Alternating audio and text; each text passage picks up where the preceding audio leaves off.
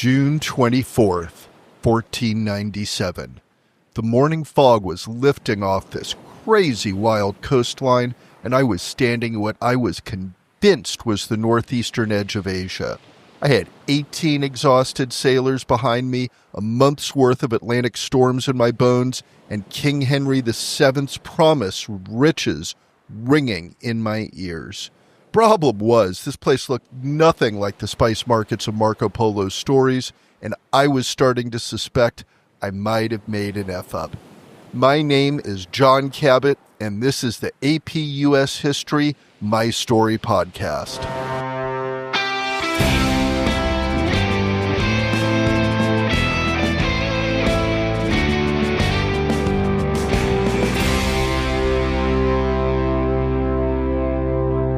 So here's the thing about being an explorer in 1497. Literally everyone thought they knew better than you, but nobody wanted to pay for your crazy ideas unless someone else got rich first. Columbus got all the glory for bumping into some Caribbean islands 5 years earlier. Meanwhile, I was over in Bristol trying to convince English merchants that, hey, maybe there was a shorter route to Asia if we just sailed northwest instead of southwest. Revolutionary thinking, right? I'd grown up in the spice trade in Venice, literally traveled to Mecca, saw how the whole system worked, understood the money side better than most. When I pitched Henry VII and the idea that we could reach Asia by sailing northwest, I wasn't talking about some random Italian with a boat. I was a guy who knew exactly how much money we were talking about. The Matthew, that was my ship. All 50 tons of her, named after my wife Matea because I was sentimental. We'd been cutting through Atlantic swells for about a month, 18 guys crammed into a space smaller than your classroom, living on hardtack and whatever fish we could catch, and trust me, that smell was not giving off main character energy. But there we were, June 24th, and I was looking at actual land. Now, I'd love to tell you that I immediately recognized this as a whole new continent that would change the course of human history, but no cap, I thought I'd reached the coast of China. The math made sense. Sail west, go east. It was basic navigation logic, right?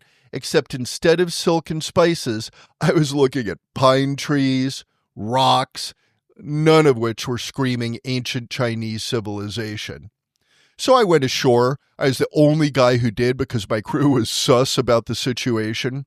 I planted the English flag, I planted the Venetian flag, said a few official words about claiming this land for His Majesty, and basically did the whole I'm taking the possession of this place routine that explorers did. Extra, necessary for legal purposes later. But here's what was insane. The water around the coast was swarming with cod. Like my guys were dropping baskets over the side and pulling up fish without even trying. It was bussin'. I was thinking, okay, maybe this wasn't the spice route to China, but Henry VII's gonna love hearing about all these fish. Because England at the time was paying through the nose for fish from Iceland, and I was sitting in what you could call an all-you-can-catch seafood buffet. So our whole time over there took about a month.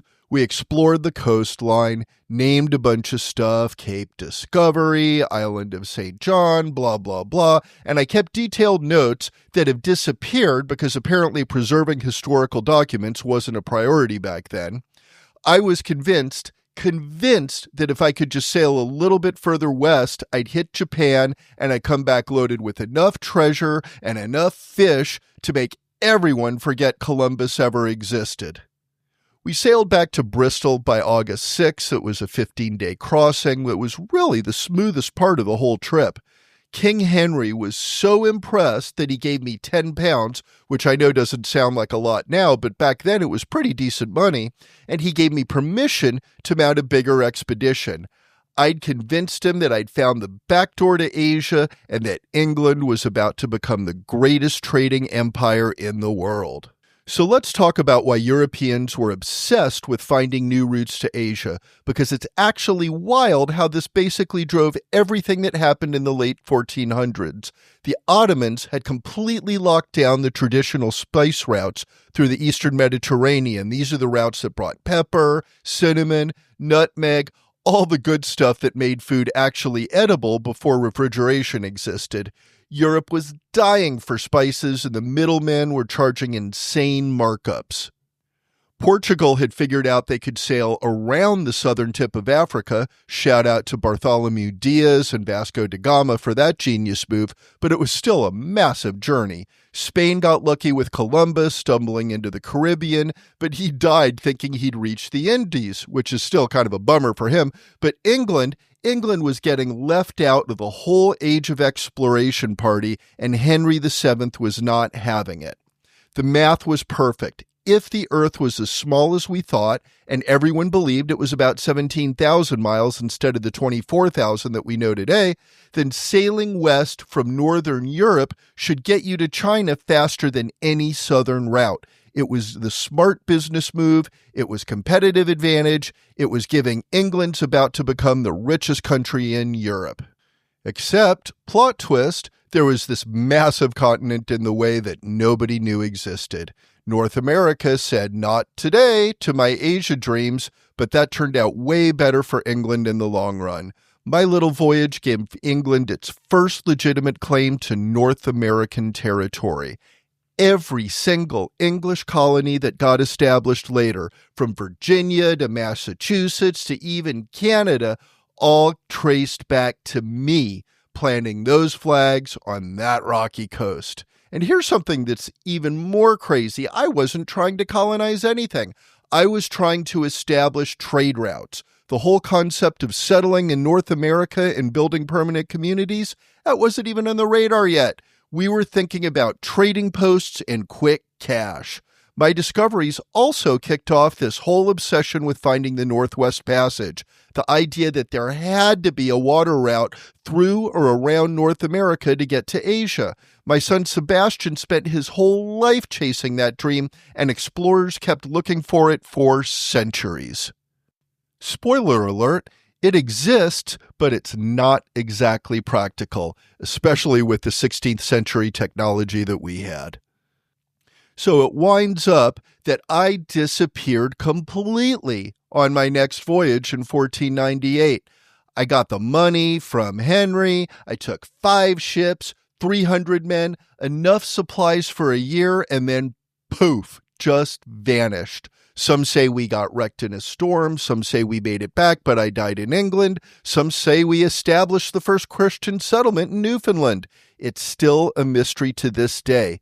Maybe you can become an oceanographer and come find me in my boats. But here's what's not a mystery.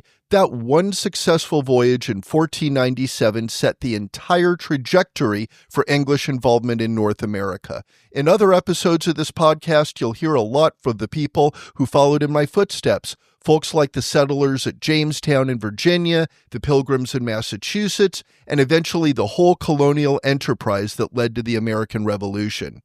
So the next time you're learning about Jamestown or Plymouth Rock, remember that it all started with one kooky Italian guy in a tiny English ship convinced he was heading to China and accidentally finding Canada instead. Sometimes the best discoveries are the ones you weren't even looking for. Like, follow, and share the AP US History My Story podcast, because these stories hit different when you hear the original voices that shaped our country.